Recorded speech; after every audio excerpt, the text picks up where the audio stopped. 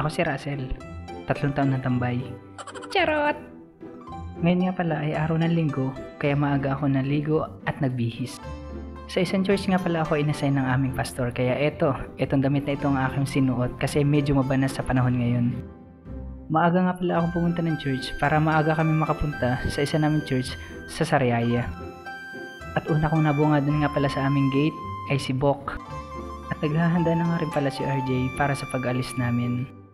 Bago kami umalis, umakyat muna ako sa taas para tingnan at silipin kung ano yung itsura nung second floor. Siyempre, nagkulitan muna kami ni RJ bago kami umalis. Si RJ nga pala ang driver ng tricycle na amin dadalahin. Ito nga pala si Hana, kasama nga sana namin siya kaso tinanghali siya ng gising. Siyempre, kahit kami dadalawa ni RJ, umalis na kami. Ang dala nga pala naming instrument ay gitara lamang at cab.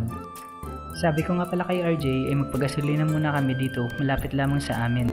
Kasi noong last week, naubusan na naman kami ng gasolina kaya nagtulak kami. Dito nga pala kami dumaan sa diversion, napakadaming tindang pakuan. At kitang kita nga pala ulit dito yung bundok Banahaw. Siyempre, nung makarating kami sa church, nag-set up agad kami ng mga gamit namin. Ako nga po pala ang naglilid dito ng praise and worship every Sunday.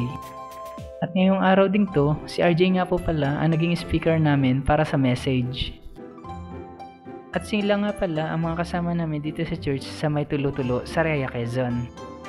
Salamat nga po pala sa nagbigay ng kamatis at talong sa amin.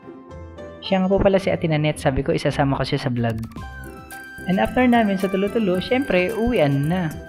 Pagkarating nga pala namin sa church namin, hindi pa sila tapos kaya inabutan namin ang mga bata na nagpa-practice. Si Pastora G nga pala ang speaker dito sa Bantilan, Sariaya, Quezon. Shoutout kay Syra! Naghahanda nga pala sila ng special number nila para sa next week. At syempre, shoutout na rin kay Teacher Rotan at kay Teacher Hana na sila yung nagtuturo sa mga bata every Sunday. Yun lamang, maraming salamat. Ako si Russell, 3 taon ng tambay. Charot!